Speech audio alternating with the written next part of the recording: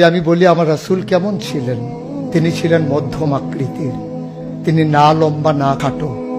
তিনি কখনো বা যখন হাজারো মানুষের সামনে দাঁড়াতেন, বিদায় হজের সময়ে 1,40,000 সাহাবা যখন ময়দানে, তিনি যখন আস্তে করে উঠে দাঁড়ালেন, ওনার চাইতে অনেক লম্বা লম্বা মানুষ থাকার পরেও অবাক বিস্ময়ে সবাই তাকিয়ে দেখলো, সবার উপর দিয়ে যে মানুষটির মাথা মুবারক দেখা যায়, তিনি নবী মুহাম্মদুর রাসূলুল্লাহ সাল্লাল্লাহু আলাইহি ওয়াসাল্লাম।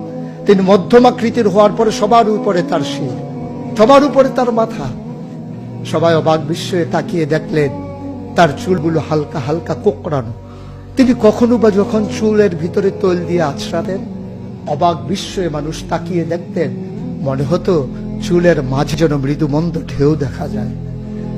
তার কপালটা ছিল চওড়া শুভ্র, তার চোখের ভ্রুগুলো ছিল ধনুকের মতো বাঁকা, তার চোখগুলো ছিল টানা টানা ভাসা ভাসা, তার চোখের পাতাগুলো ছিল গোলাপের পাপড়ির মতো।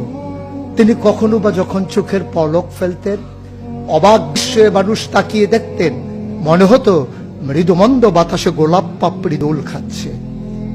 তার চোখের সাদা অংশ ছিল রক্তিমাভ সাদা, কালো অংশ ছিল তার কৃষ্ণ কালো। তার ঠোঁটগুলো ছিল গোলাপি রঙের, তার নাকটা ছিল খাড়া, ছিদ্রগুলো ছিল ছোট ছোট, নাকের নিচে ঠোঁটের উপরে ছিল চিকন সরু গোঁফ। তিনি কখনো বা যখন মুচকি হাসতেন, তার গোলাপি রঙের ঠোঁট দুটো যখন একটু ফাঁক হয়ে যেত আর দাঁতগুলো যখন বের হয়ে যেত, মানুষ অবাক বিস্ময়ে খুঁজত কোথাও যেন বিজলি চমকিয়েছে।